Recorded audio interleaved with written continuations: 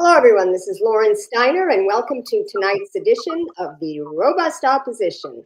I'm really pleased to have with me my guest, Basel Musharbash, who is the principal at a firm in Paris, Texas, called Anti-Monopoly Partners, and he's also the author of a book. It's actually a report, and it's called, I will tell you what it's called, Kings over the necessaries of life, and there's a reason he says necessaries instead of necessities. Subtitled Monopolization and the Elimination of Competition in America's Agriculture System. And this was published in September of 2024 for a group called Farm Action. And we're here to talk about Basil's work, this report, and also an article that he wrote for Matt Stoller's publication, Big, and the article was called, Did a Private Equity Fire Truck Roll-Up Worsen the LA Fires? So welcome to the show, Basel. Thank you, Lauren. Thank you for having me. Glad to be here. Yeah. Well, I love these kind of books because they talk about, you start with a history, and I was a history major. So when we talk about the book, we're going to start a little bit about that because things were better in the old days. There were different old days. Like sometimes it was good, sometimes it was bad, then it was good again, then it was bad. Now we're in a bad where we just came out of a good and we're going into a. Anyway, first talk about how you became an anti-monopoly lawyer. It's very specific. Yeah, it's been quite a journey. I came out of law school. I was interested in two things. I was interested in community development on the one hand, and I was interested in helping communities determine their own futures and determine their own course of development. Quickly, sort of through law school, I realized that one of the biggest problems for local governments, for local economies, for local communities to be able to do that is the concentration of economic power by large monopolistic corporations. And so I got interested in this area of law called antitrust law, which is basically concerned with making sure that, just like we have checks and balances in the political sphere, through the Constitution, through the separation of powers between the different branches of government, between state and federal government and so forth, we want to make sure that we have checks and balances in the economic sphere so that no corporation has the power to tell people what to do, whether they're consumers or workers or farmers. No single person has, this power to be a dictator in any area of our economic life.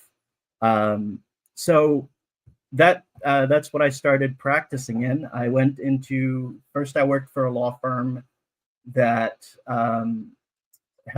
that represented workers who were being sued under non-compete agreements, where sort of employers, their former employers, were trying to sue them for under non-competes for trying to go and get a better job somewhere else.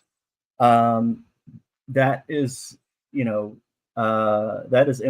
implicates the antitrust laws because the antitrust laws encourage competition and prohibit entrenched incumbents from trying to prevent their employees, to prevent their smaller rivals from competing against them.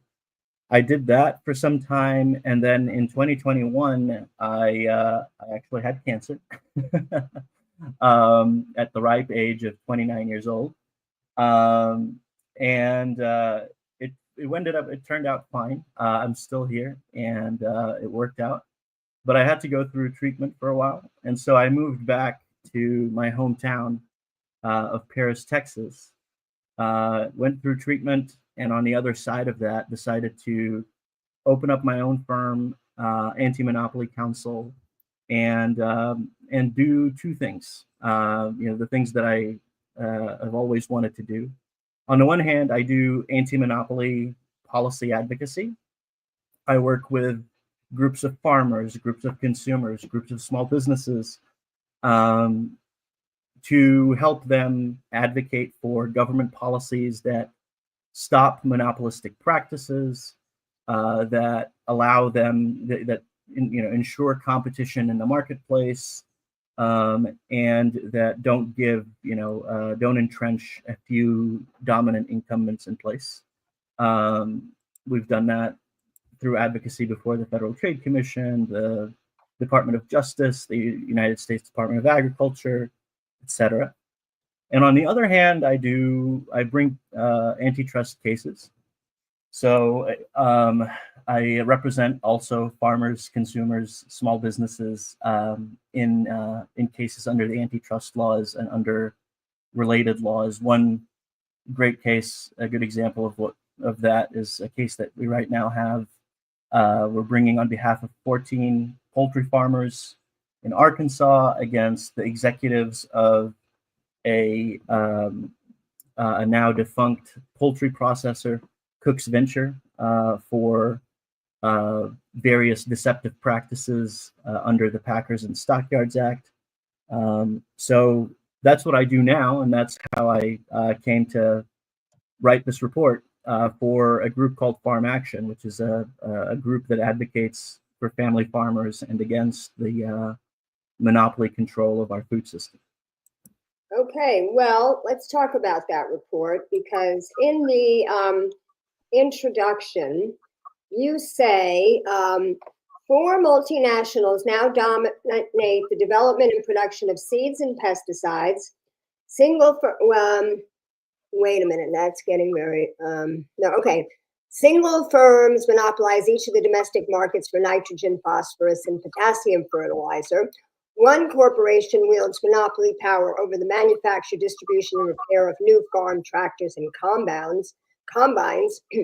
4 conglomerates share power over the export of corn, wheat, and soybeans, as well as the processing of these crops into food and feed ingredients. 5 companies hold similar sway over the nation's meat and poultry industries, with 1 or 2 dominating the procurement and slaughter of cattle, hogs, and chickens in particular regions of the country.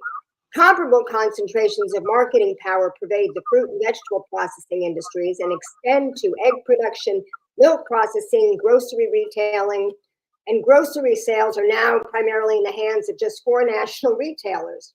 These corporate oligarchs are not benign autocrats. They regularly abuse their power to keep themselves in power, to block innovation and honest rivalry that threaten their interest, and to extract wealth from farmers, workers, and consumers alike. And in the report, you proceed to detail how that happened and how that manifests itself.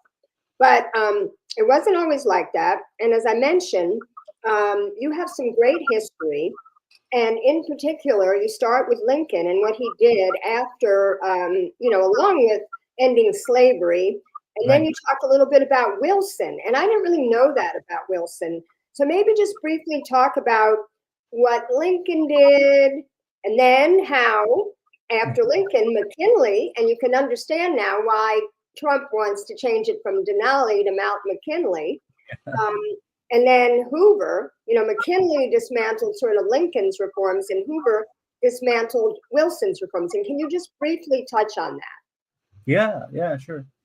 So, like I mentioned, we have these antitrust laws that are, meant to preserve the balance of power, meant to preserve the distribution of power in our economic life. And this has been sort of American policy from the beginning of the Republic. We used to have law. We have, when the Republic was young, and we passed the Northwest Ordinance to settle the Northwest Territories. One of the most important objectives of that law was to make sure that no, big corporation or wealthy individuals could roll up the land of those regions and just become and just create a landed aristocracy.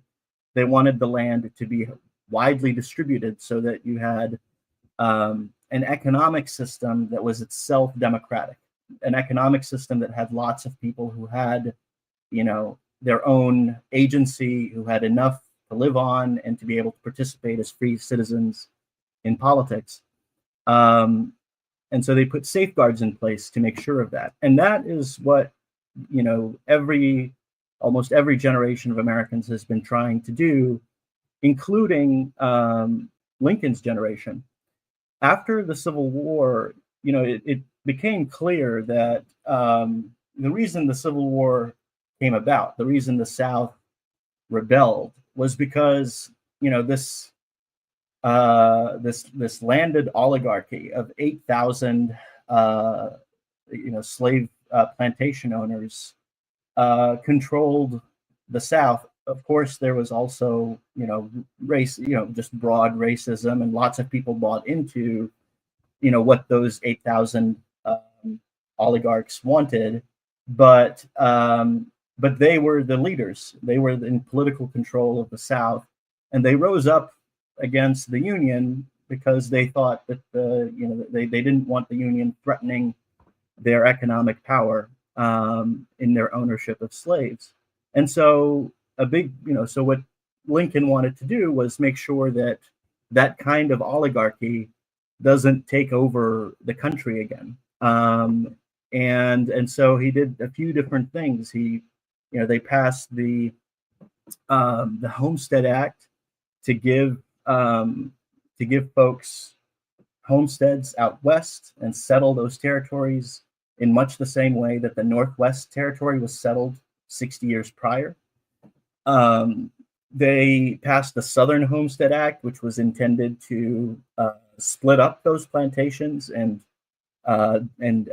distribute them among poor whites and former slaves. That was ultimately rolled back, but it was there at the beginning. They passed laws to promote education in the states. They passed laws to break the banking power of New York, which was actually very tightly integrated with the Southern planters, and was a big part of the reason New York was always a shaky member of the Union during the Civil War.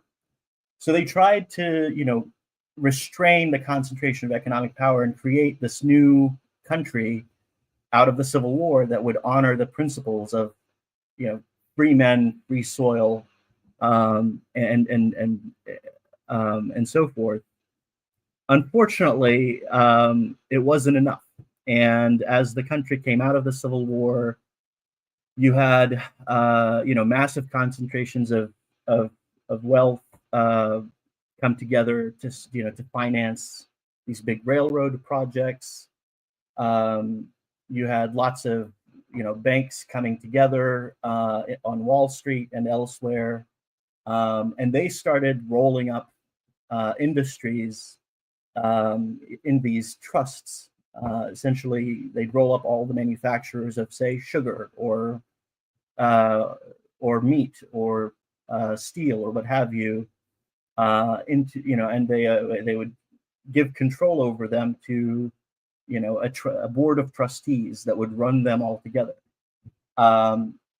Pretty quickly, the public realized that this would be disastrous, right? The economy of the country, and we see this in the Congress at the time, they would say that people are becoming slaves again in some ways.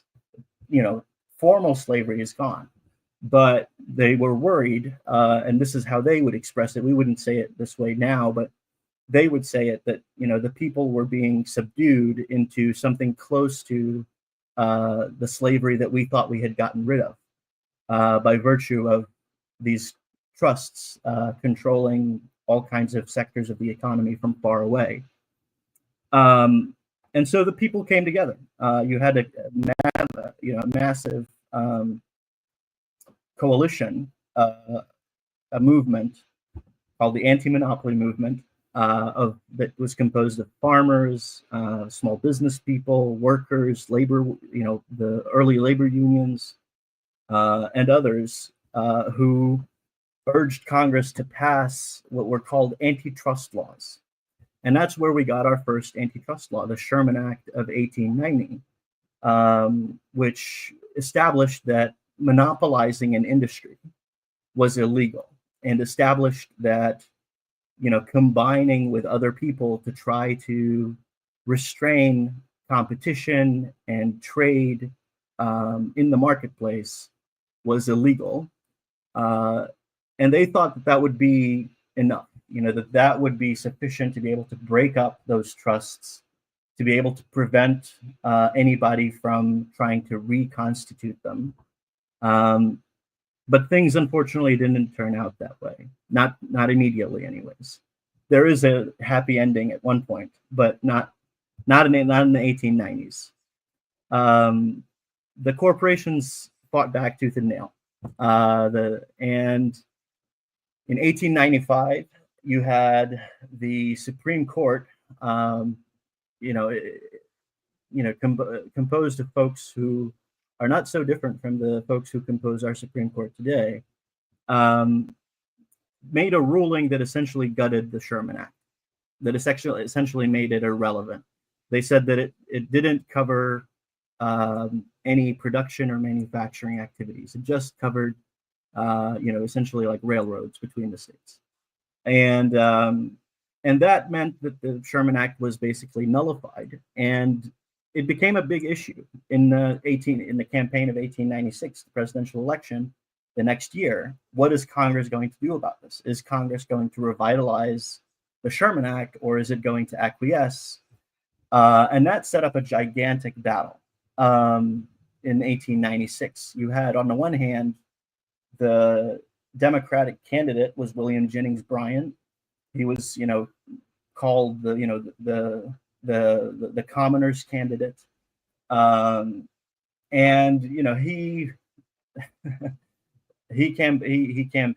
invented the whistle stop tour.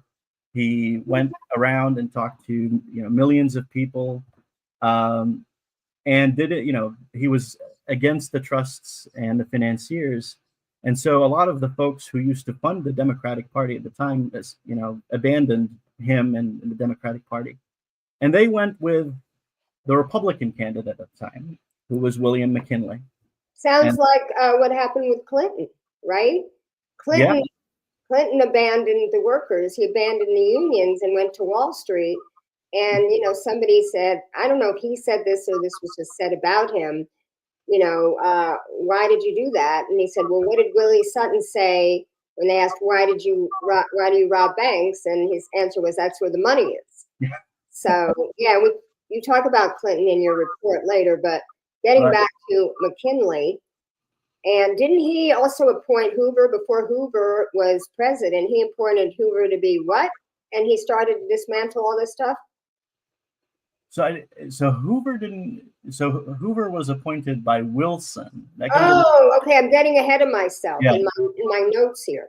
Yeah, but Hoover was of the same ilk as McKinley. McKinley's philosophy was sort of like imperialism with a side of corporatism, or corporatism with a side of imperialism. He thought the government should serve the corporations, and the corporations should be allowed to do what they wanted, to run markets in the way that they wanted. And so he raised something like $3 billion or something like that. $200 million a piece from J.P. Morgan and other industrialists of the age, which is exactly what Trump just did. Kind of, yeah. And so he ended up beating William Jennings Bryan, the People's candidate, by only about 4%. And that ushered in an era of antitrust neglect. The antitrust laws weren't enforced. A big merger wave took off, where all of these big corporations, instead of going into trusts, now they just combined with each other. This is the era where you had things like Standard Oil come about, and things like United States Steel. You might have heard of that, or the meat trust corporations, the 5 dominant meat companies, or United Food or whatever. So that kept happening. all the mergers and the financial speculation eventually resulted in a financial panic in 1907. And that opened the floodgates of, that sort of awoke the public again to this problem that we have. And eventually it led to the election of Woodrow Wilson in 1912. Now, Woodrow Wilson, he's an interesting guy. He, on the one hand, Louis Brandeis, who's an important lawyer and author of and promoter of the antitrust laws, he said that the Wilson administration was the first administration in a long time that where wealthy men didn't have special access. Woodrow Wilson passed a raft of laws to reform everything from grain and livestock markets to the banking industry in this country, to the antitrust laws themselves. He passed a law called the Clayton Act and a law called the Federal Trade Commission Act that, on the one hand, supplemented the Sherman Act, made clear that some things like mergers should not be considered, perfectly legal, and established this agency, the Federal Trade Commission, to enforce the antitrust laws and make sure that, companies were competing against each other fairly. They were competing on the merits, and that no company was allowed to monopolize any market or move in that direction. So that's where things stood with Wilson just before World War I. But then World War I came, and he led the country into World War I, and that created problems because he didn't want to. He thought enforcing the antitrust laws in the middle of the war and trying to reorganize industries so that they're less concentrated would cause too much disruption in the middle of the war. And so he shelved that for temporarily, it was supposed to be. But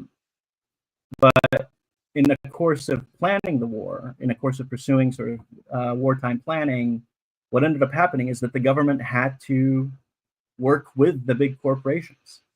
It ended up being that, as Wilson himself warned in 1912, when the government tried to regulate the markets without breaking up the monopolies in them, the monopolies wound up regulating the government. And that's where Herbert Hoover comes in. Herbert Hoover was appointed in 1916 to lead something called the Food Administration. It was an administration that Wilson created in order to, along with Congress, in order to, essentially plan a lot of the food sector, especially things like wheat and pork and sugar, so that to make sure that there aren't any shortages and that the wartime wartime needs are met in Europe. And what Hoover did is he decided to set up a policy that guaranteed a certain minimum price for pork and for wheat, but the price was actually really low, and so you had a guaranteed price, but it wasn't a high enough price that a small farmer could make a living on it. It was a guaranteed price that a big farmer, a farmer with thousands of acres, could make a small profit on, which gave them a lot of economic power, to be able to grow their operations. But the small farmer was screwed at that point because they could only get this minimum price, and they couldn't make a living on it, and they had folks around them, large operations that were gobbling up land, to produce more and more food for the war effort. And during the war, that it wasn't clear how bad this was going to be. But after the war, it turned to disaster, because suddenly you had a sector where large and small farmers, to a lot of extent, borrowed heavily to expand production, to be able to to be able to make some kind of living on this minimum price, on this low price that was guaranteed. And so you had, after the war, massive, overflow of massive oversupply of wheat, massive oversupply of hogs. And soon enough, the European markets, which had been absorbing a lot of this excess production, they came back to life. Agriculture came back to life in France and in Britain and in Russia after the war. And so they didn't need to import so much from the United States. And so prices crashed. And that led to this massive agricultural depression in the 1920s that eventually planted the seeds for what eventually became the Great Depression in the 1930s. So yeah. Lauren, I think you're muted. Oh. Sorry, I'm just going to stop you there because we're 20s. I could go on with history for 2 hours. Like I said, I was a history major. I love this stuff because I believe that George Santayana quote, "Those who don't understand history are condemned to repeat it." And that's exactly what we keep doing over and over. Yeah. So I'm going to stop you because otherwise we haven't even gotten to FDR, and FDR was great. And I just posted the link in the comments to the report because I want people to read what he did. He appointed Henry Wallace as agriculture secretary. And I always say, when I learned about Henry Wallace, that he was like the Bernie Sanders of his day. Yeah. And as a matter of fact, they stole the nomination. When vice presidents ran separately at that time. Right. And he was winning the vote at the Democratic convention when they actually had real conventions, when things got decided on the floor, when it wasn't all orchestrated in advance in a coronation for whoever the establishment picked. And he was winning, and they someone pulled a fire alarm to evacuate the convention hall, and they twisted arms overnight, and they ended up picking, Harry Truman, who was like a dupe of the Dulles brothers. And history would have been completely different had Henry Wallace, become the vice president, because of course, FDR died in his fourth term, and he would have become president. So, right. He did a lot of good things, and I encourage you to read the PDF that I posted so you could see. The Soil Conservation Act, he established the granary. And between the 40s and the 80s, there were very few farm failures. Right.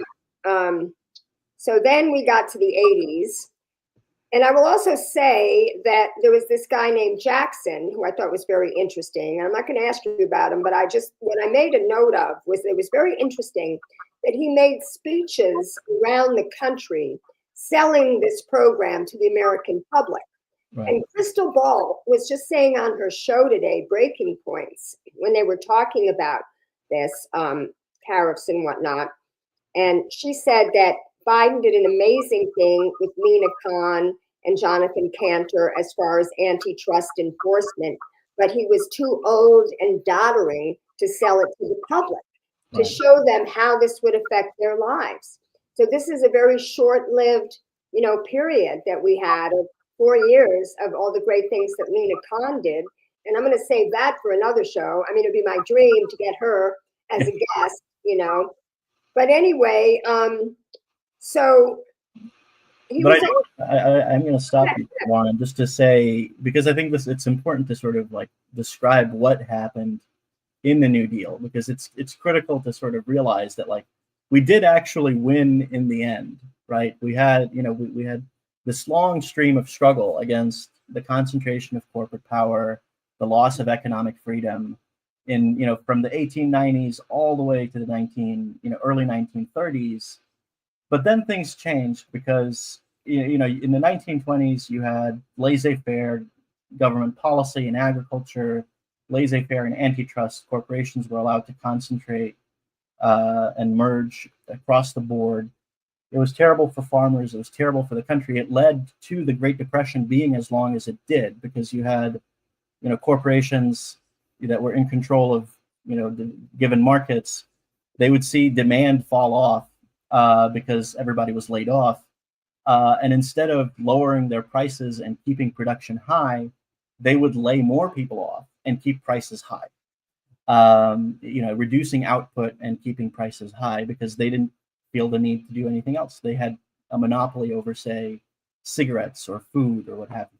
So, but in the late 1930s, we finally got the lesson that, like, if we keep letting corporations monopolize markets, then not only are we going to lose our economic freedom to build whatever we want to make of our lives in the marketplace. We're also going to, not do a very good job of employing everybody, and producing innovative products and producing economic growth. And so that's where Jackson came in. Jackson realized this connection, that the critical thing that's missing right now from the American economy is competition. And he went around the country, speaking to farmers, labor, consumers, all kinds of folks, letting them know that, we either restore competition in the marketplace and have a functioning economy that way, where small businesses can compete, local communities can keep, wealth from their economic lives. It's not all siphoned away to corporations somewhere else, or we're going to move into, a socialist system where the government takes over these massive enterprises and runs them. Because, like he would say, there's a famous speech that he gave where he was like, if an industry could be, well run from a high building in New York, it could just as well be well run from a high building in Washington. And if that's not what we want, then we should make sure that the government, that our industries are, operate in small units all over the country and not just under the control of corporations in New York or in some big city or another. And FDR and Congress gave Robert Jackson, who was the chief of the antitrust division of the Department of Justice, they gave him the resources to do the job, to reform the economy by enforcing the antitrust laws against monopolies and against cartels, so that within a decade, between the late 1930s and 1950, hundreds of monopolies were broken up, hundreds of cartels were torn down. The Federal Trade Commission also joined in and established and prohibited lots of practices that allowed dominant incumbents to keep small businesses out. And they, and as a result, by the 1950s, farmers, for the first time in generations, could buy all of their inputs, the farm machinery, the fertilizer, the seeds, etc., from competitive industries, and they could sell their crops, their harvests, into competitive industries. Yes, and this was very good for farmers and consumers. Right. And you talk about how the 50s and 60s were great for white farmers, but black farmers declined from 925,000 to 95,000 between 1920 and 1970. Right. And I knew about this beforehand, and I also know about the effort to try to get reparations for black farmers. But I want to let the viewers know that if they want more detail on this history, they might want to watch. They could either read Matt Stoller's book, Goliath, about monopolies, which is 536 pages, as I did, or they can watch my 2-hour interview with him from 2 years ago, in which we went over all these decades, and White Patman, Wight was his name. I'm not like Elmer Fudd. White Patman. He was an amazing congressman. And what was really interesting is that, during this period of time, people let him do his thing. And then it was it was interesting to find out that there was a Watergate class in 1973, the Watergate class, who was supposed to be reformers because of Nixon. They were sold into the Chicago school, the Milton Friedman School of Economics, that let unfettered capitalism run and everybody will be better off. And so they stopped enforcing the antitrust laws. And but I want to take it to the farm industry, not just in general, because this happened in every single industry. But it actually, so it changed with Nixon, and he had his agriculture secretary, Earl Butz, who I love that name. Yeah. And I first learned about him in King Corn. And in King Corn, we learned that he had said, and it's not in your report, so you can tell me if my memory is faulty, but he had said, maybe this was just how he sold it to the public, Americans are spending too much on food. We have to reduce the food prices.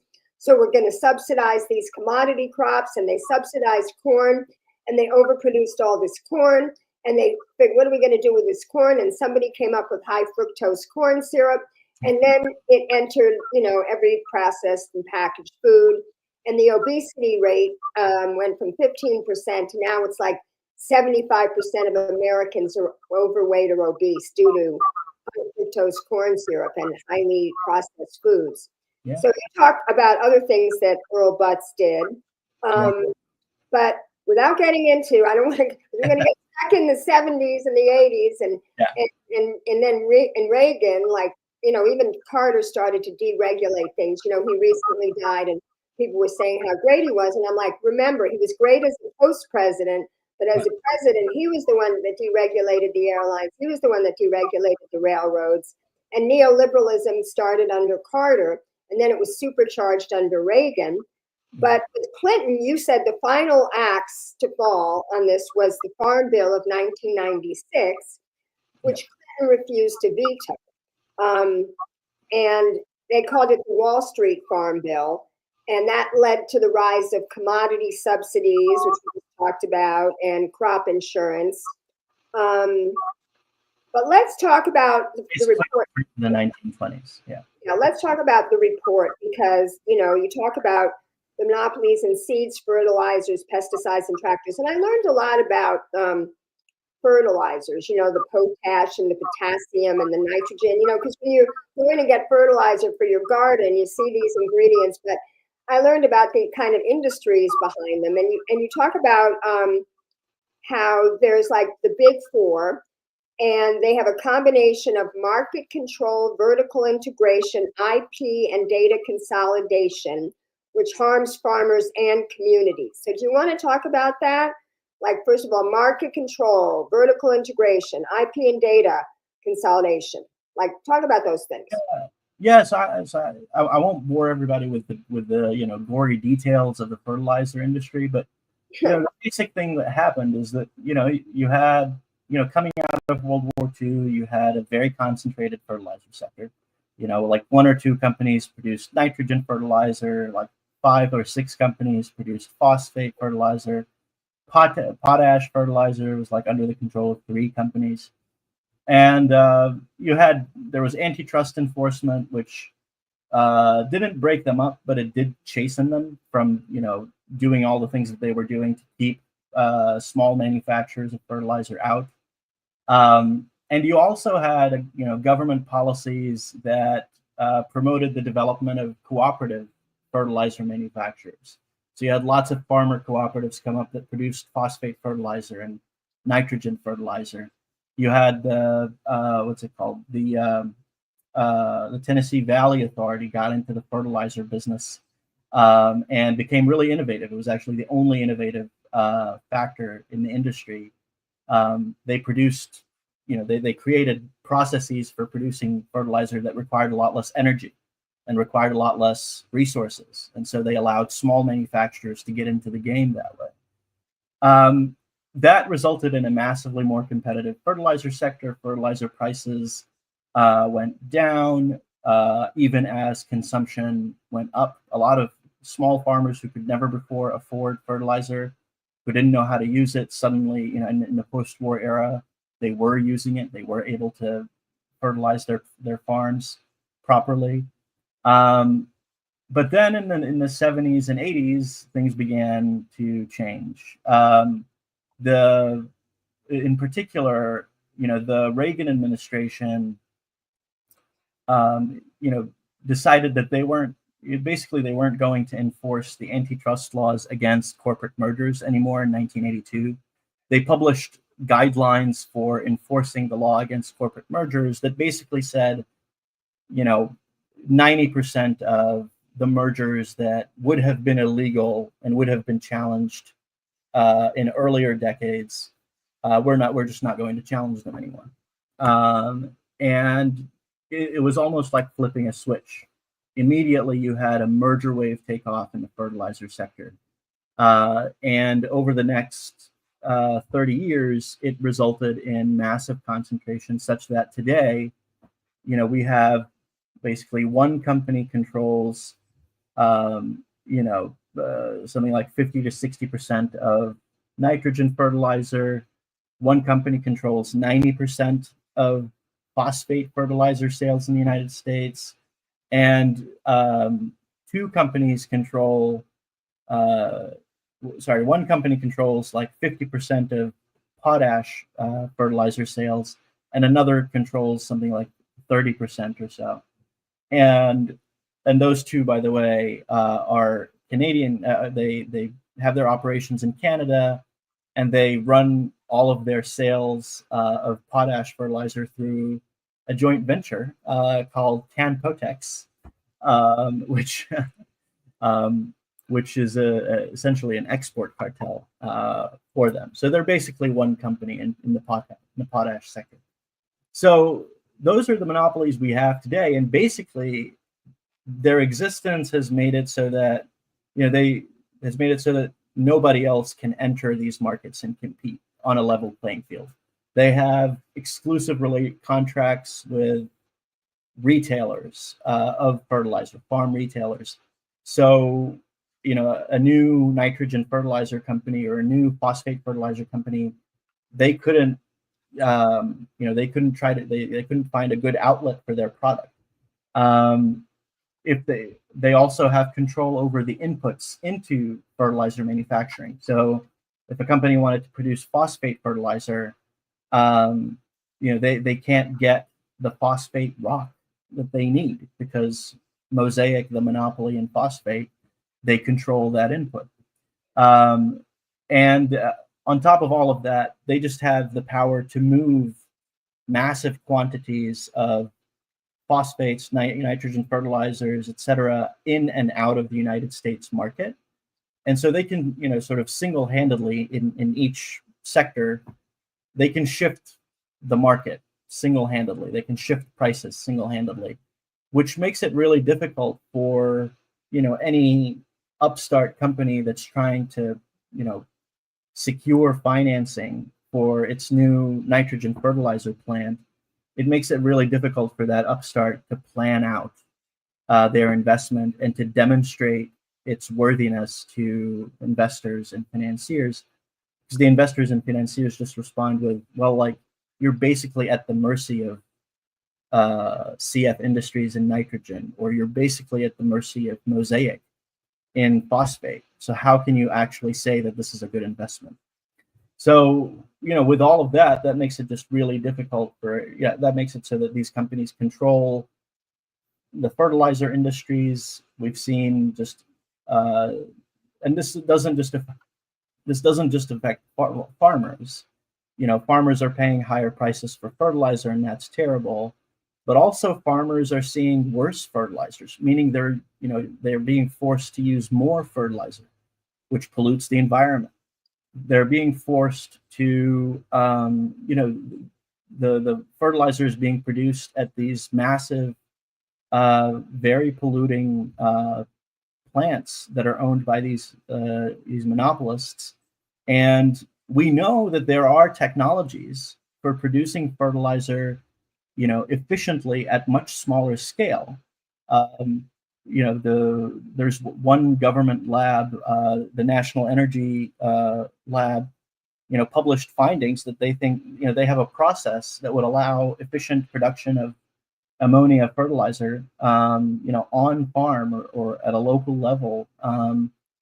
But they said we don't have any industry partners to commercialize it. And a big reason is that CF Industries, the monopoly in nitrogen, they have big plants and they don't want their, sunk investment into those big plants to be wasted.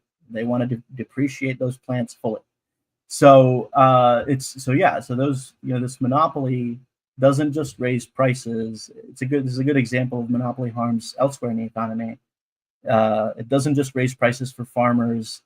It doesn't just contribute to higher food prices down the line. It also contributes to our communities being sicker and our environment being more polluted. And it, sort of gives a good example of how monopolies make it so that we don't have control over our own economic development. Some corporation does. Yeah.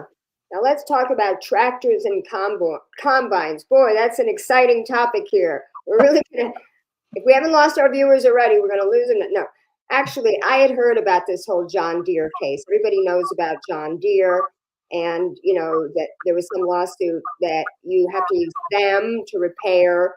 Yeah.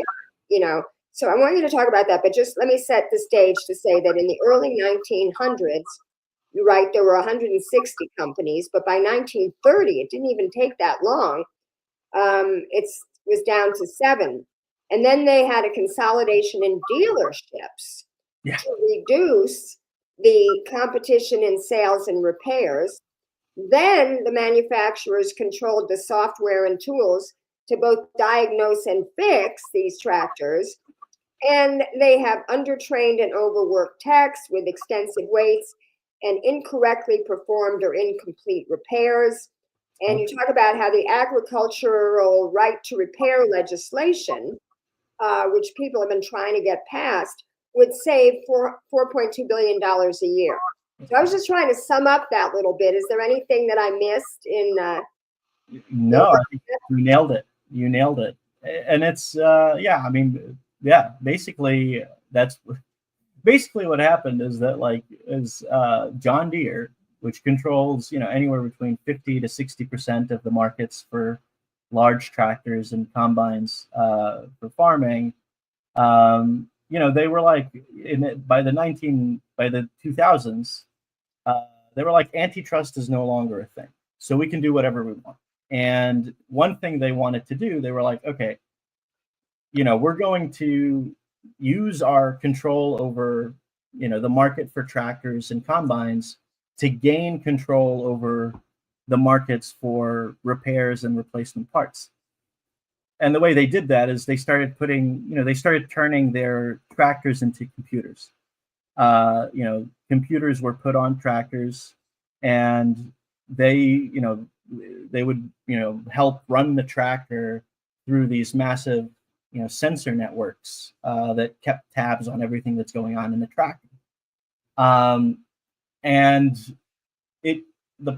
that sounds nice. It sounds like you're making the tractor better, and to some extent it was. And it does make the tractor better. The problem is that, it became so that they made it so that if the tractor broke down, if something stopped working in the tractor, or even if any sensor just had some kind of malfunction, the tractor would go into idle mode. And you couldn't fix the tractor. You couldn't diagnose what happened in the tractor unless you went to the John Deere licensed dealership. And if you tried to repair the tractor and you tried to say put on a new part, you couldn't clear the error code and get the vehicle out of idle mode unless you went to the John Deere dealership and got a code from them, so that you could clear that error, so that the vehicle would run again. Um, and so basically they were using the software to make it so that you couldn't repair the tractor anywhere else. You had to go to the John Deere dealership. And over time, what happened is that they also consolidated the dealerships so that they made sure that the dealers themselves were not competing against each other for repairs. And lo and behold, within a decade, repair costs were going up.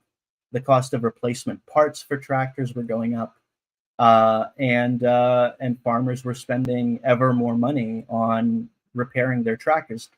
Essentially, they were, essentially, John Deere was continuing to profit off of its tractors after it had sold them, making it seem like it had just leased it to the farmers.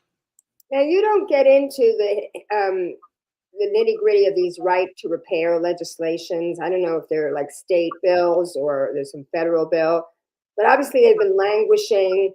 I mean, would you say the reason they haven't gotten passed is big ags or maybe John Deere, their contributions to the politicians? Yeah, it was partly, I mean, part of it is lobbying muscle. Part of it is, and this is really interesting, is how, sort of big ag corporations ally with agribusiness groups, groups that represent the largest grain farmers and the largest sort of industrial livestock operations, folks like the American Farm Bureau. And, basically, John Deere went to these agribusiness groups and was like, could you help us get these bills not to be passed? And the scheme that they cooked up was that John Deere essentially like signed memorandums of understanding and sort of other meaningless pieces of paper with these agribusiness groups saying, yeah, we, John Deere, along with the other major manufacturer, CNH, we're definitely going to, make this software available to independent repair shops. We're going to make all of the tools that you need to repair the tractor yourself available to farmers so they don't have to go to the dealers. They did this in the mid-2010s when all of these bills were in the state legislatures. And that led to the state legislatures backing off. They said, yeah, well, you did write about that in your report. Yeah, let's wait and see. Eventually, it turned out that no, they it didn't. John Deere had no intention of keeping its promises, and that's why in the early 2020s we started seeing farmers bringing class actions against John Deere to force it to end its this tying arrangement where it's tying the tractor with the repairs. And most recently, we saw finally the FTC brought a case against John Deere for the same thing, for monopolizing repairs on its tractors. Just last month, in the last week of Lina Khan's tenure. Yeah. Wow. Well, there's some other chapters here. I just want to summarize because we're all 53 minutes and we could go on, but you have a chapter on grains and oil seeds, which are big commodity crops. And you talk about the ABCDs, who consolidated to just those four big companies.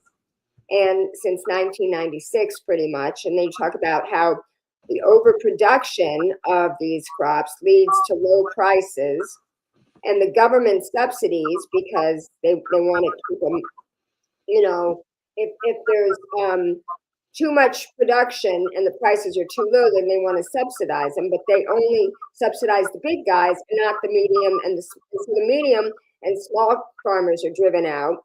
And then you also say the result of that is the food supply is less diversified, less nutritious, and less resilient to disaster and disruption. So that's a whole chapter people should read. And then you talk about beef and how Congress made a mistake of entrusting the USDA to enforce the P&S Act. That was the Packer and Stockers Act. Packers and Stockyards, yeah. Yeah, but then they ignored that for 3 decades. And thousands of single species, single slaughter plants that were built in rural communities are gone. And I know that about here because there's like no place where people can take their stuff to be slaughtered here. And like we have a lot of farms in Western North Carolina, but there's no like slaughterhouses. Yeah. Then you talk about how technology and rail enabled what you call the new breed, which outnumbered what was called the old line. The old line tried to compete by modernizing and moving plants. And then you write, remarkably, the unions cooperated with this. Yeah. And in the 70s, the old line was bought out by financiers who profited from disinvestment. So this is the role of finance capital. Yeah. And then you said the concentration was driven by mergers and acquisitions, and they weren't failing companies, and they didn't like close them down because they were failing, and merging did not increase the economies of scale. Right.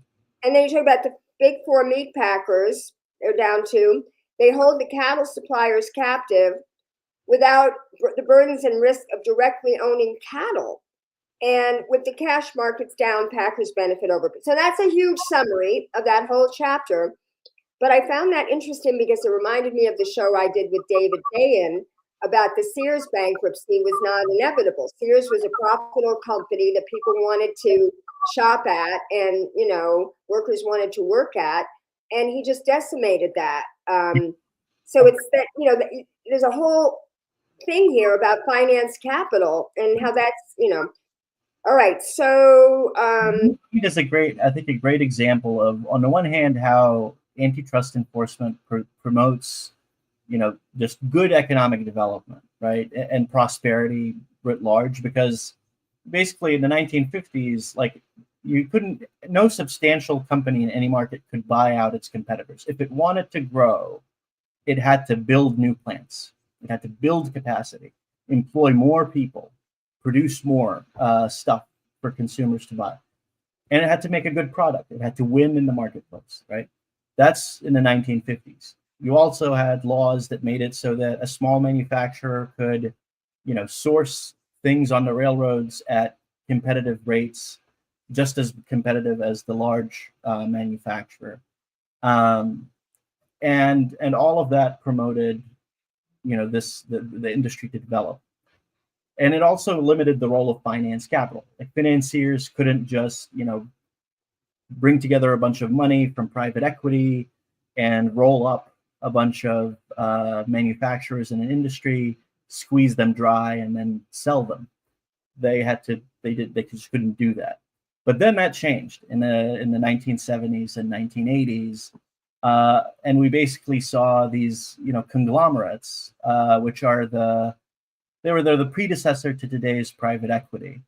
They were these financier-led companies that just gobbled up a bunch of different companies, and used them as cash cows. They didn't really invest in the business itself.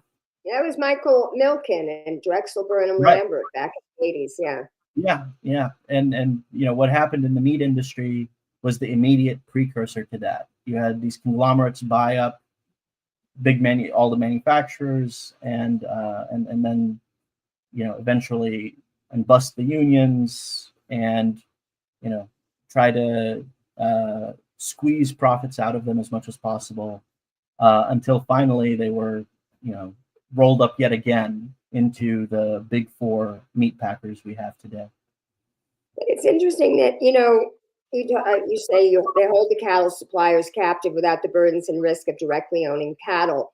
That puts me in mind of the truckers, how they've turned long distance truckers into, like, they have to own the trucks, they have to pay for them, they have to insure them, they have to repair them, and they get this pittance wage for however much they deliver.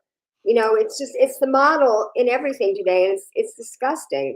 Now, you then talk about small processors, in beef. Before we leave beef, they turn to niche markets of organic beef, grass-fed beef, the kinds of things I buy from my local farm, Hickory Nut Gap Farm, which is just down the road. The practice is regenerative agriculture. But then you talk about how the big four set their sights on this niche market through acquisition, origin washing, and greenwashing. Can you describe that? Yeah, basically, you know, the big four meat packers, they're JBS, Tyson, um, uh, Smithfield, and there's the poultry folks, um, Pilgrim's Pride, and others. They basically saw, you know, after in the late 2010s, they realized, oh, people want to buy local food. They want to buy grass-fed beef. They want to buy, you know, meats that are produced sustainably, and people are willing to pay a premium for these things. Um, and they saw that, like, you had a few players in that, you know, it was that those markets were pretty vibrant. You know, they had there were lead players, you know, like um, Nyman Ranch. Nyman Ranch and others, you know, that were, you know, they were very successful, but they weren't dominant, right? Like, you know, grass-fed beef producers had lots of outlets, in addition to those leading players. Um, but then when the big meat packers saw this, they decided they wanted to enter this market, but they didn't want to enter it, you know, by, you know, going out and creating like a copy of Neiman Ranch. Sorry, yeah. They decided they'll just buy Neiman. They'll just buy the other you know, large regenerative beef suppliers and grass-fed beef suppliers. And so they did that, and then on top of that, they started, you know, moving a lot of their regular cattle, you know, just cattle that's raised in industrial facilities, just like any other. Um, they would move them through those same channels, those same brands that they had acquired. Now, in addition to that, they started using sort of lax enforcement of our laws against deceptive advertising to make it so that these products appeared like they were the real thing, appeared like they were, you know, products from local U.S. farms that were, you know, that engaged in sustainable practices, when in fact they weren't. You had USDA regulations that allowed, say, JBS to buy cattle in Australia, slaughter it in Australia, break it down into, you know, into prime cuts in Australia, ship it across the ocean, bring it to the U.S., and then break it down into, you know, into consumer cuts in the U.S., and then slap a label on it that says "Product of the USA." And that company itself, JBS, is a Brazilian company. Yes, JBS is Brazilian. Isn't it the largest meat company in America right now? It is, yes. It controls something like 20 to 30% of the supply of beef, and something comparable in pork. It also, if you count all of its foreign operations, which are very much integrated, it basically it can basically produce something like 60 to 70% of all of the cattle slaughtered in the U.S. every year. Yeah. Well, look, we are over an hour, and we haven't even gotten to like milk and poultry and eggs. And I don't even want to, at this point, like summarize in my way. I got them down to a paragraph each, but I'm not even going to summarize them because I want people to read this report. It's so good. I read it in 3.5 hours, so you guys can too. Go. And one thing that was interesting, I just want to, things that stood out to me was, you know, these poultry integrators, you know, they don't, they're vertically integrated, and but they don't raise the birds. So again, they're putting the risk of anything that happens to these birds onto the owners. And the wage has declined 40% since the 80s. They earn like $11 an hour, and they have twice the risk of amputation, 50% reported carpal tunnel, tendonitis, rotator cuff injuries, lower back injuries, chronic pain, and numbness. So there's exploitation of Processing these workers. workers because Yeah. most of these workers are undocumented. And what I wanted to point out about this was I remember when Alabama decided to make a law, instead of prosecuting the undocumented immigrant, they were going to prosecute the business. Tyson couldn't find anyone to pluck their chickens. Yeah. So this is going to be really interesting.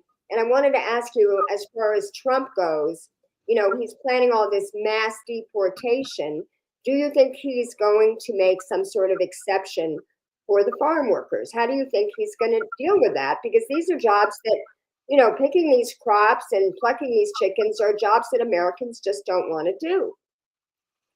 So I mean, we could debate that question of, like, do Americans not want to do these jobs? Maybe they do it for more money. Is that your? I think part of it is more money. I think also part of it is working conditions and conditions for advancement. You know, in those roles, in those farm work roles. I do think, you know, I do think that there is, you know, you had a move under George Bush, W. Bush, incidentally, where they tried to do this. You know, they tried to do these mass deportations. They would go for a very brief period to you know, a JBS plant that was, you know, that was employing lots of undocumented workers, and they would, you know, try to book everybody, and then, you know, and for a moment they thought about, they sought to bring cases against JBS and Tyson. Now the mass deportations themselves were, you know, quickly there was a massive backlash against sort of the horror of that. You had lots of protests, folks may remember, and that put the kibosh on that idea, on that approach to enforcing the immigration laws. Of course, we still had mass deportations; they just weren't these spectacles, and folks can debate whether that's right or wrong.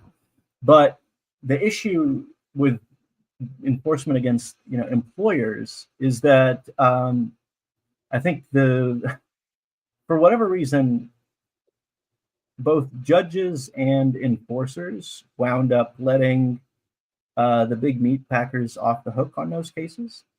And I looked at this in the research. It didn't make it into the report, but those circumstances did not look ordinary to me. I mean, I don't want to speculate, but it looked really weird, the circumstances under which those cases ended up being dismissed. And I think that gives us a clue to the Trump administration, perhaps, in how it will try to enforce the immigration laws. Because if you look at the biggest donors to the Republican Party, it is, you know, big ag, it's mining interests, and specifically poultry, egg, meat packing, beef packing. Mining is a big one as well. Some of the fertilizer industries are big contributors to the GOP. That's the GOP donor base, and so I don't know that, you know, that we're going to see them going hard against that industry. But, you know, who knows? I guess, you know, Trump is unpredictable. Very unpredictable. And I can say that, having covered protests of Obama in Los Angeles, you know, he was called the deporter in chief for a reason. He deported more people than Trump did in his first term, and Biden deported more people than Trump did. So, you know, it's really interesting. A lot of this, you know, I'm not so worried about Trump. I'm worried about Musk, because Trump is just all kind of bluster, and he didn't really do a lot of things. I mean, how embarrassed must he have been when he was talking about reading out this language about the DEI? Can you imagine? They're you know, they want people that have this condition and that condition, and then come to find out that these rules were done under his first term. Yeah, you know that, right? Yeah, no, I saw that. Yeah, I would just say, like, you know, where Musk is right now is like a great example of the result of 40 years of failing to enforce the anti-monopoly laws. I know, you know, antitrust isn't just about corporations. It's enforceable against executives. And in times past, we used to put, in the 40s and 50s, we put executives in jail routinely, I would say, for antitrust violations. And it helped to make sure that, not just no corporation got too powerful, but no, individual got too powerful and got so much economic power that they could just single-handedly swing presidential elections and, single-handedly, basically burrow themselves into the federal government and have, the president be unable to push them out, at least not yet, So, yeah, it in some way, it's just, this is what happens. And it happened before, by the way, in the 1920s.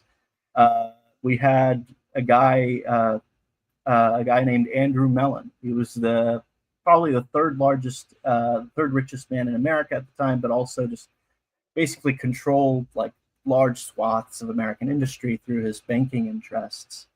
And he, he served as Treasury Secretary under 3 presidents in the 1920s. And the joke was that presidents served under Andrew Mellon. Andrew Mellon didn't serve under presidents. Yeah. So, this is not new. And he was fined. He was fined like what, 85,000 or 850,000, one of those numbers. And I come to learn in your report that his entire art collection, he had to give it up. And that is what comprises the National Gallery in Washington. I thought that was fascinating. I love that museum. He was prosecuted by Robert Jackson for tax fraud. Yeah. And then forced to divest of his art collection for the benefit of the people of the United States. All right. Then we get into eggs, and you talk about how there was an engineered shortage and that it was relatively stable prices, but there was an engineered shortage in the mid 2000s because they slaughtered their chickens. And after that, the prices never came down. Then you talk about price gouging after pandemic, and I'm bringing that up because everybody knows about the price of eggs. That's what they're talking about. They blamed it on the avian flu and the rising cost of fuel and feed, but you say the major reason was profiteering, and producers made choices to depress their remaining lay rates. So even if the avian flu took out some of their birds, they could have had, their existing birds lay more. Then you go into, pork, talk about integrators. I'm not going to get into that. Then you talk about grower packers, grower shipper packers. Let's see. Then you talk about produce, and you talked about. Oh, I wanted to ask you what will happen with the tariffs, because you say that as small farmers were squeezed out by large farm operators under the director of these grower, seller, shipper, packers, the wages and the working conditions of the farmers deteriorated. There's less fruits and vegetables available, and now the U.S. is a net importer. So half of our tomatoes come from Mexico, and you don't mention this, but I believe that all the avocados do. Yeah. Everybody's saying nobody wants to give up their avocados. No tariffs on Mexico. And you talk about that it's a blander product, backyard strawberry versus a bloated, tasteless Baja berry. But I will tell you that berries from Oxnard are bloated and tasteless, because I lived in California, and like 15 minutes from my house was where they did strawberries. But here's the thing about them, and I'm a foodie, so I talk about like the taste of the food. These strawberries were very large, they were very red, but when you cut into them, they were hard and all white. And that's because they needed to grow them for shipping long distances across the country. Yeah. So if you grow, like we would go to the farmers markets and we would buy Harry's berries because they would grow these varieties. So Oxnard did Camarosas and Chandlers. Mm-hmm. And when I moved to North Carolina, I'm like, oh, we have all these farms. I'm going to get my good varieties. And at the farmers markets, I'm like, what are these? Chandlers. I'm like, no. What about Seascape? What about Gaviota? I used to pay like $10 for a pint at the farmer's market. Maybe it started out as like 7, but by 2020, they were up to $10 for a pint of these good strawberries. So like, what about these tariffs? I mean, you tweeted about them. What is your opinion? Yeah, I mean, I think, a big part of the problem in our fruits and vegetables sector and across our agriculture sector is that, we had consolidation in the retail, in grocery retail. We had consolidation in all of the middlemen industries, the grower, shipper, packers, which take fruits and vegetables from farmers and sell them to grocers. We had consolidation in meat packing. We had consolidation in other places, and so now we have these multinational companies acting as middlemen between farmers and consumers, and they, for a variety of reasons, not all of them legitimate, mostly things like labor exploitation or lack of environmental laws or things like that, they can find it cheaper to source fruits and vegetables and even livestock from foreign markets, to sell into to U.S. retailers. And we see that with grower, shipper, packers of for example, of berries. One company, Driscoll's, is really the dominant berry producer in the United States, but they also have operations abroad, and they source a lot from there. We see the same thing in carrots and citrus fruits and so forth. And so, but beyond that, you also see it, like I mentioned, in livestock. Basically now you have an integrated supply chain for these large dominant meat packers that stretches from Mexico all the way to Canada. And it allows these meat packers to manipulate the local markets in the United States for, American farmers' cattle, in ways that make it so that farmers get less, local American farmers get less. And across the board, really, they're manipulating the entire continent to make it so that they always pay lower prices, and the farmers, wherever they are getting somewhat screwed. So in that vein, I do think tariffs on, the tariffs on Mexico and Canada, to the extent they last, and we don't know that they will because Trump already suspended them. But they could potentially be good for farmers in the United States. They could also, I talked about fertilizer. You have a situation where the dominant fertilizer companies own the best mines for potash fertilizer in the United States, but they also own the best mines for potash fertilizer in Canada, and they find running the ones in Canada more profitable. And so they just ship it in from Canada to American farmers. That constricts the supply of potash fertilizer in the United States because we have great mines that are just not being operated. Maybe with tariffs, you can see, the incentive change, and the companies now have an incentive to run those U.S. mines that they're just sitting on. Yeah, I just don't know if you could put the genie back in the bottle. I was fighting the TPP. I was the LA point person for all the actions against Obama when he came to LA because he was trying to push, the TPP and also fast track it. So, I had it down, like he would always protest, have a fundraiser in Beverly Hills, and I had it down where we would meet in the park, and then we'd march up Benedict Canyon Drive to the road where the private community was. He always did it at Haim Saban's house or Magic Johnson's house. So did Hillary. So I did so many protests. My LA friends watching will remember. But the TPP, we didn't necessarily. We wanted there to be. It wasn't really free trade because we wanted rising working conditions for everybody. Right. I mean, yes, if I feel like it's, I don't know if we're going to get our manufacturing back. And if we did get it back, we'd have to pay more. And if we paid more, we'd have low prices. So, I mean, maybe we just equalize it. Maybe we just have better labor in these other countries, better environmental standards. because we already have these.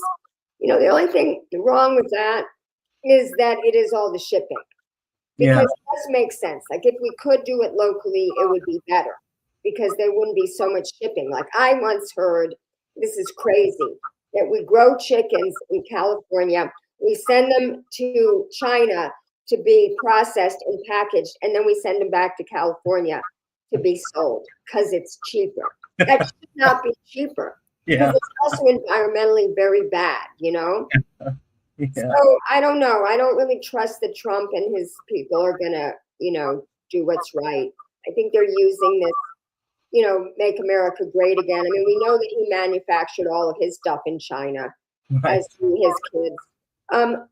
I just want to get to the fire thing because I want to just keep this at 90 minutes. But I do want to tell people that, you have a great chapter on financing, like the farm credit system and how that's concentrated, how, 70% of community banks have disappeared since the 80s. And relationship lending is very important because you would know if you could trust that person. Now, the Farm Credit Service only loans to big agribusiness. And you write that it's ironic that small farms actually that grow specialty crops have profitability and resiliency advantages. Right. So that was interesting to me. You also talk about crop insurance being consolidated.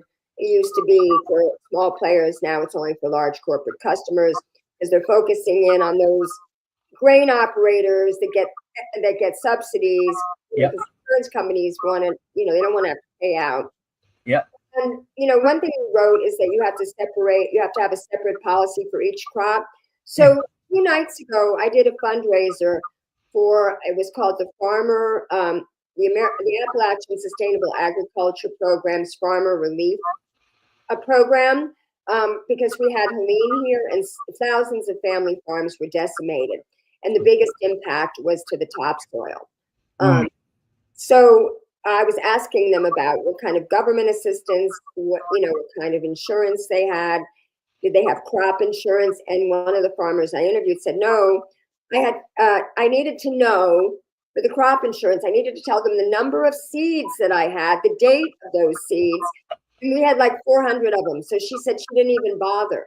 And the other guy had crop insurance, but it didn't pay out for some reason or another. So, yeah, and then okay, so let's talk about, I want people, and I'm going to say, again, I posted the PDF here in the comments. Please read it. It's fascinating. But let's talk about the fire trucks because, I moved from Los Angeles. One of the reasons I left was the wildfires. I had to pack up my house because I lived in the Santa Monica Mountains. I had to pack up my house twice to potentially evacuate.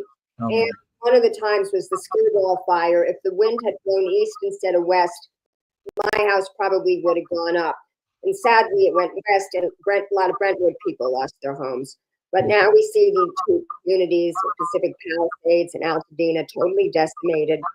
And you write that, obviously this situation wouldn't have been precluded if we had more fire trucks because it's obviously a climate change induced fire, that because of the building the way it was and these hurricane force winds, they couldn't fight the fires, but you talk about how more than 100 of 183 trucks were sidelined and the cost of almost half of their trucks were sidelined and the cost have gone from 300 to 500,000 for a pumper truck and 750 to 900,000 for a ladder truck to 1 million and 2 million respectively. And you talk about this is because of private equity.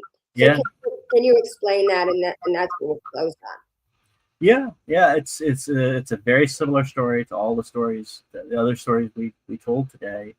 You had in the 50s and 60s, you had just a plethora of small local manufacturers of fire trucks pop up. They were, protected from exclusionary practices by dominant manufacturers. They were, because of railroad regulation, they could get steel on the railroads at the same discounts as the large manufacturers, um, and they competed to serve their local markets. So you had lots of local fire truck companies that specialized in serving the needs of the fire departments in their region, and they developed close relationships with them. And that had two effects. One is, on the one hand, the competition between all of these manufacturers, the fact that there was lots of choice for local governments, it made sure that prices, stayed as low as possible. They grew over time, obviously, but like they grew with inflation, and you didn't see sort of galloping increases in fire truck prices.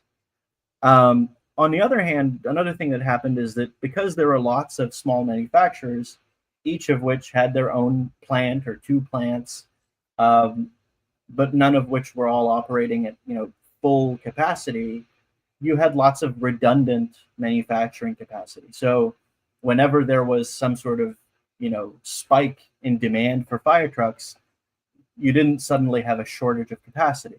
There was a cushion in there already, so the existing manufacturers could absorb it. That all started to change in the late 2000s, though. You had a group called American Industrial Partners, very anodyne private equity name. They came into fire trucks, and they started buying up, the largest fire truck manufacturers. They bought up one company in 2008. They thought they could buy a bunch more, during the Great Recession, but a lot of the family-owned players, were still hanging on. But by 2016, the economy had recovered. A lot of these family-owned manufacturers were, owned by, their founders were aging, and so they were thinking about retiring, and they had to decide: do we sell or do we try to pass it on to our kids? And a lot of them ended up selling, and so between 2016 and 2020, American Industrial Partners bought up 4 other fire truck manufacturers. They rolled up a bunch of ambulance manufacturers, a bunch of bus manufacturers, and others.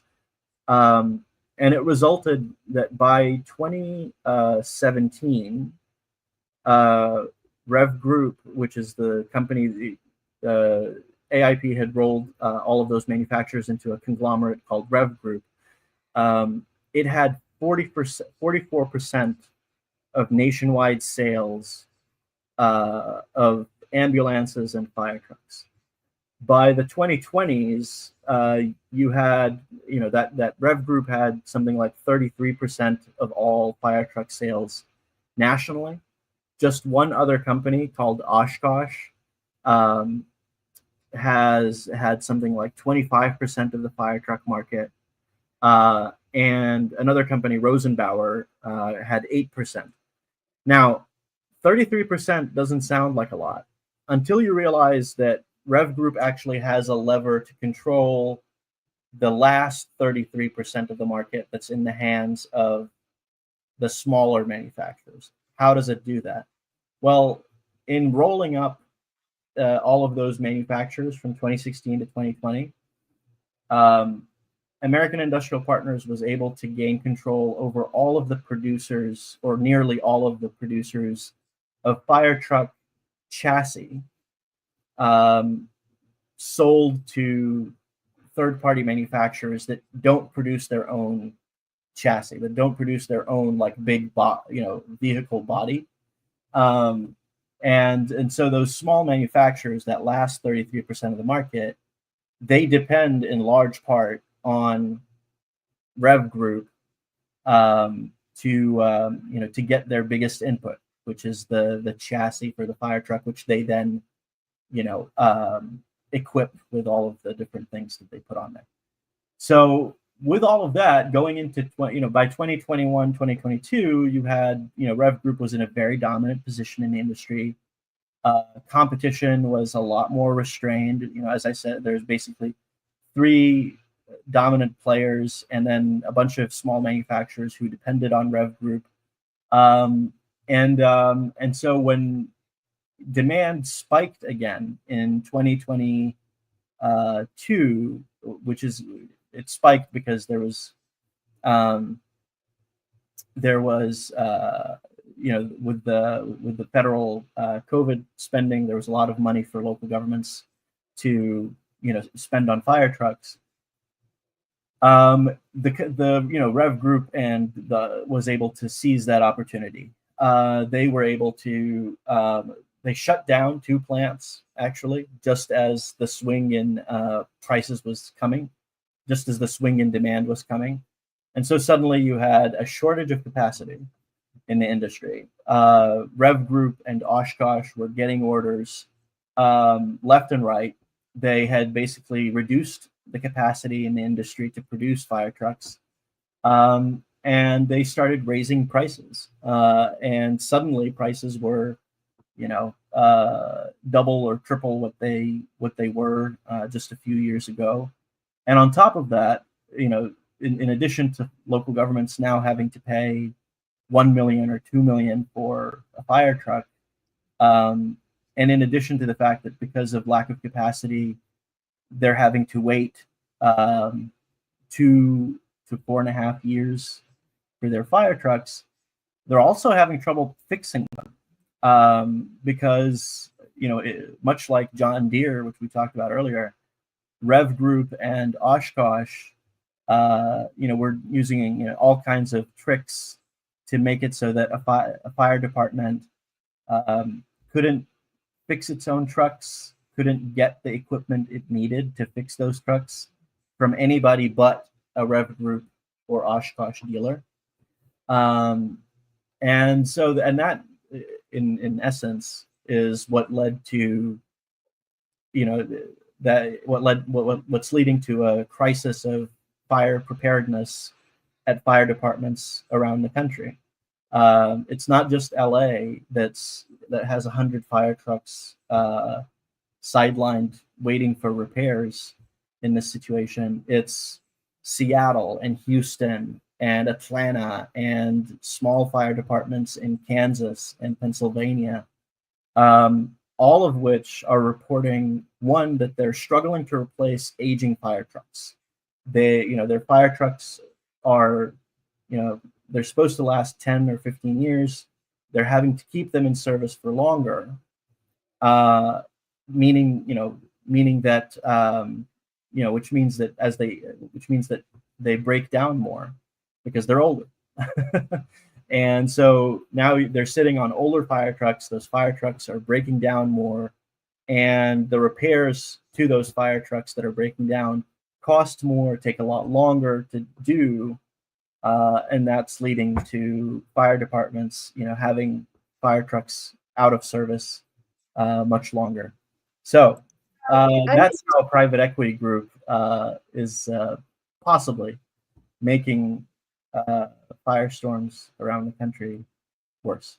Yeah, at a time with climate change that we don't need that. And private equity is getting into hospices, it's getting into childcare centers, it's into hospital emergency rooms, and its whole business model is to cut costs and lower salaries and just extract profits for its investors. And it's disgusting. And I don't see the government, especially under Trump, doing anything either about private equity or monopolies. Because even though J.D. Vance did say, he was like the lone person who said positive things about Lena Khan. She's gone. Her last day was Friday. Yeah. She was a shero. I actually tweeted that I thought she was the most consequential government employee in the last 50 years. I don't know if you would agree, but I agree. Yeah. Do you see any? I mean, what do you see in the next 4 years, just on these two issues, not the whole thing? Right. Yeah, I think I am cautiously optimistic, but not at the federal level, not because of the Trump administration. I think the Trump administration, I don't think they can put the genie back in the bottle. I think Lena Khan, that, like Andrew Ferguson, you think he's going to continue some of these cases? No, I think he will have to continue the cases because I don't think he has the votes on the commission to, settle them on the cheap. But I think he's going. Andrew Ferguson, I think, is going to probably not bring a whole lot of new cases. I think he's going to throttle enforcement that way. I think I think, Trump's appointee to the Department of Justice, Gail Slater, she's a respected person in sort of anti-monopoly policy in DC, but that's only because she worked on big tech. And so it's unclear whether she will be a strong enforcer outside of big tech. And that's where I think we'll see the Trump administration go. But that being said, the reason I say they can't put the genie back in the bottle is that what happened over the last 4 years is that Lena Khan at FTC, Jonathan Cantor at DOJ, they went to the courts and they demonstrated that the laws, mean what they say, not what corporate defense attorneys have said about them over the last 30 years, which means they're much more stringent. Lena Khan and Jonathan Cantor have also sort of embedded that approach to antitrust enforcement in the guidelines that that are supposed to be followed by the FTC and the DOJ in enforcing the antitrust laws.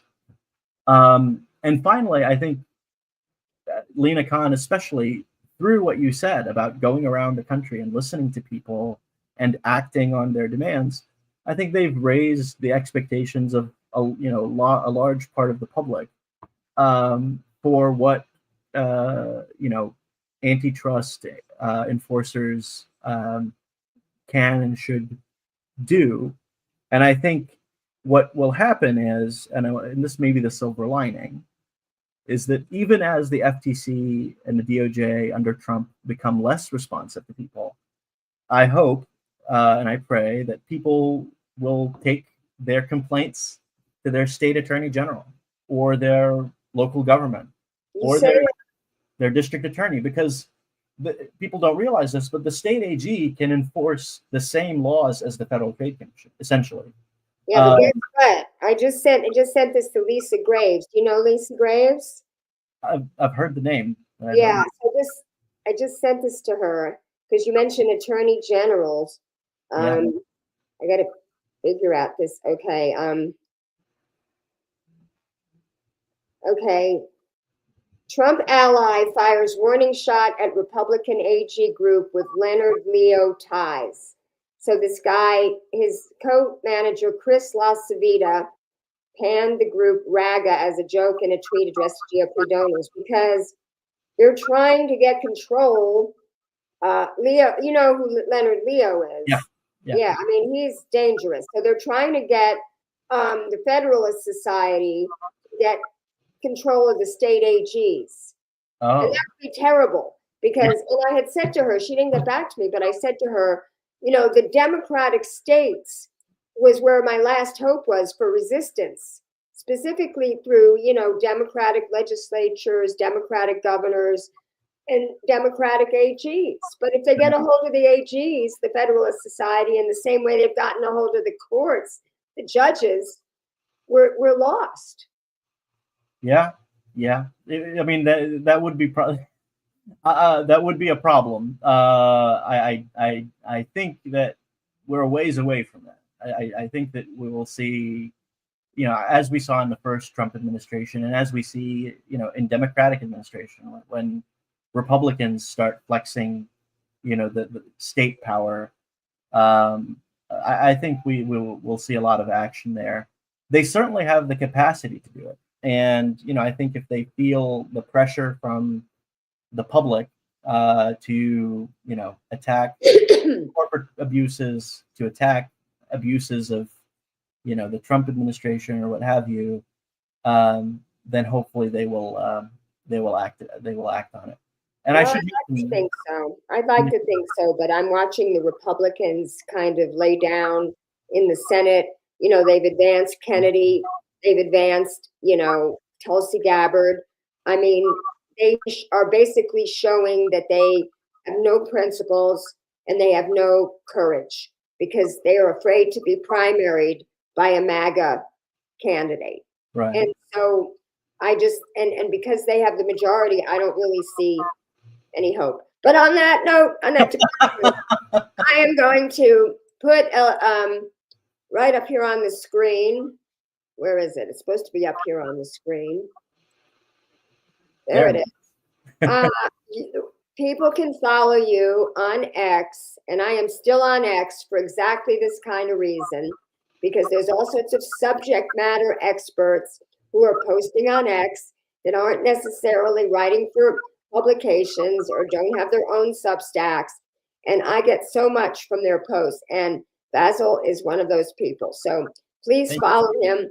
Please read his report. And as I close all my shows, even though I just was very pessimistic, I do want to close my show the way I always do by saying, keep fighting. Yes. Thank you, Basel. Good deal.